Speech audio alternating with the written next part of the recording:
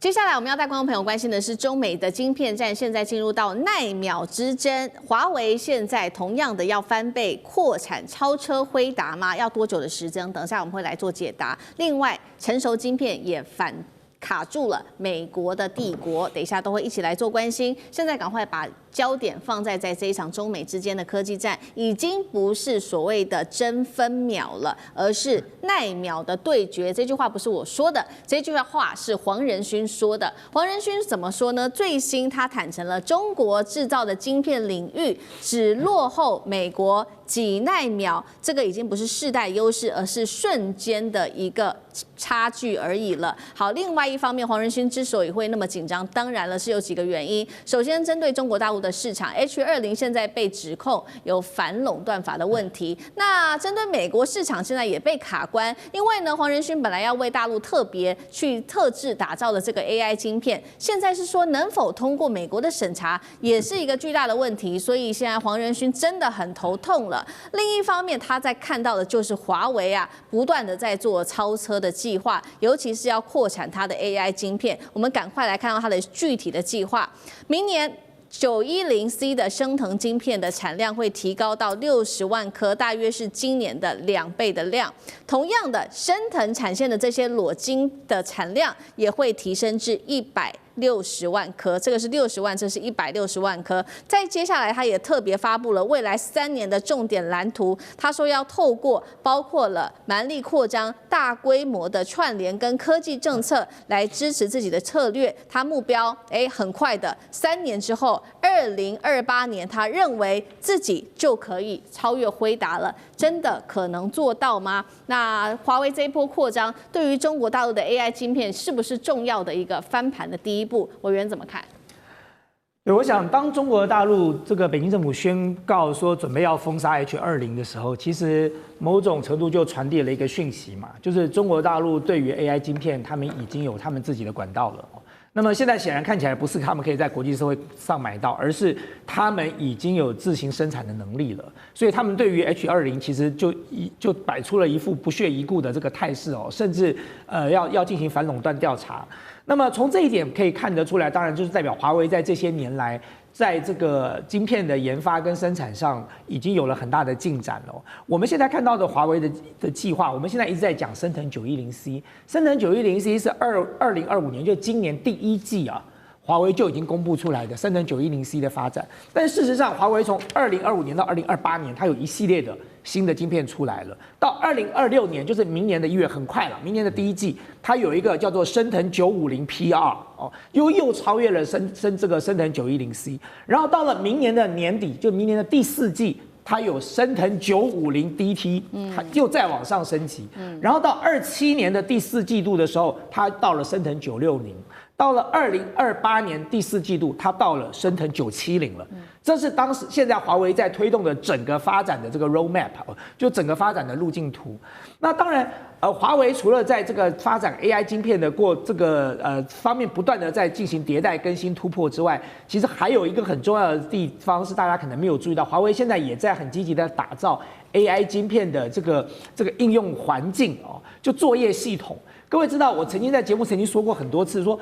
之所以黄仁勋能够绑架这个辉达，能够绑架全世界这么久，为什么 AMD 做不到？为什么辉达做得到？的关键其实不只是在硬体，更重要的一点关键是在软体哦。就是辉达花了18年的时间去打造了一个叫做CUDA的软体，这是一个作业环境，在这个作业环境上可以很友善的去帮助大家把辉达的晶片做 AI 的运算的应用哦。那么因此这就是一个简单的作业环境，就好像我们对于 iOS 系统或者是对于各个作业系统的依赖一样。当你习惯用在这个系统上的时候，你就会在这个系统上依赖在这里了嘛。那所以CUDA就被称之为什么？被称之为辉达的护城河，就是你要打败这个辉达，先跨过CUDA再说。所以华为在最近这几年，他们也在做这件事哦。所以华为不仅是在芯片上有所突破，而且有它一定的规划的发展的路径。它同时在作业环境上，它也在开始积极打造。我觉得，如果今天华为照着它现在这个发展，在硬体上，在这个2028年第4季度，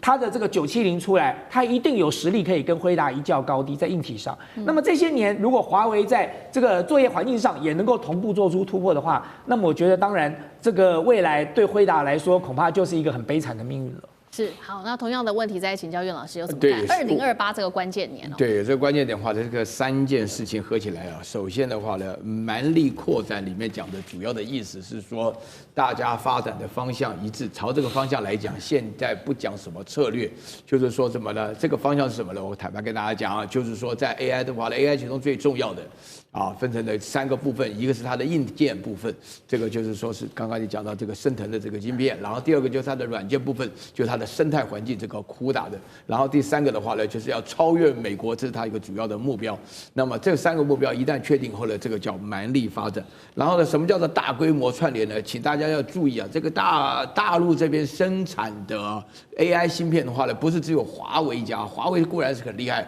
寒武纪呢，大家不要忘了，寒武纪的话呢，就是在股市中大获全胜的。这个寒武纪啊，2个这个浙江人，一对陈氏兄弟嘛，啊，那么他们本身来讲，这个串联呢，他们有没有可能相互支援呢？有可能，为什么呢？因为政府的大力支援、政策的支援、这边的支援的话呢，希望你们能够拿出一个东西，在软件、硬件以及在能够超越美国上都能够具体的这个发展。那么政府的资源当中的话呢，除了钱以外，除了人以外，除了各种保证以外，最重要的是，因为 AI 芯片的发展需要非常多的电力。你有没有注意到大陆现在在发展电力的时候，简直是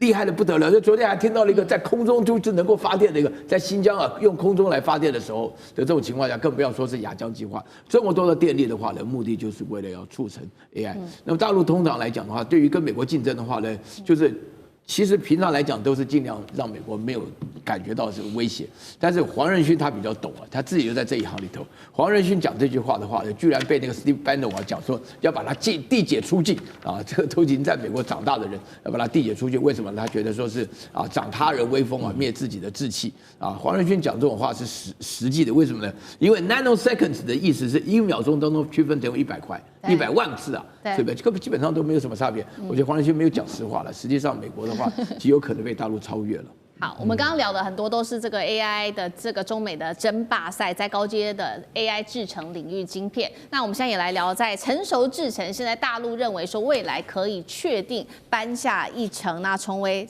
一个很重要的这个成熟制程的大国。那我们先来看到的是成熟制程，包括因为它涉及的范围真的是比较广，整个全部的日常生活都会用到成熟制程，飞机、汽车、家电等等。那现在很重要的事情就是说，虽然大陆还没有 EUV。但是现在，宇亮生在上海的这一间宇亮生，它打造这个 DUV 曝光机，能够透过多重的图形技术生产到7奈米。蔡司德国的这间公司特别提到，他说其实 DUV 的重要性超过 EUV 的，因为全球80%晶片还是要靠它撑起。那现在有一个重点的数据，到2027年，中国在全球的成熟制程占比会高达40%，连美国自己大部分都用中国的这个成熟制程的晶片，2/3美国商品都是用成熟制程。中经院现在做出了一个最新的示警，大陆有望提前2027年之前彻底的超越台湾，同样是在这个成熟制程。干哥又怎么看？我觉得这已经是不争的事实了。2027年左右，最慢2028年，大陆很可能就会超越台湾。那为什么？因为中芯国际现在正在测试它既然是用，你说它用浸润式的技术，它现在竟然已经可以从用28奈米啊，然后去降到去做出7奈米的这种晶圆出来，所以我就认为说，其实老实讲一句，大陆它不管是弯道超车，或是它的学习模仿的过程当中，你H20晶片我还不觉得是很好用，刚刚大千讲的是吧？我还不觉得很好用，我走自己的路，为什么？2年前就开始制裁你了，2年前就开始管控你了。结果他们现在会发现，蔡司也发现啊，他说反而替大陆开了另外一扇门，因为大陆就走自己的路，他就干脆走自己的路。虽然说他们现在只能够做出 DUV， 当然我们知道，它的最极致的表现当然是艾斯摩尔的这样深紫光极紫光机。可是那大陆现在它可以用这个深紫光机做出7奈米的晶片的话，那我想请问你一下，现在好。看起来只剩下2年的时间，但是2年之内，大陆半导体的变化非常大，它会跟什么？它会跟军武的那个系统的变化一样大，因为半导体是大陆整个国家在支撑的，甚至要比支撑任何的军事武器的发展。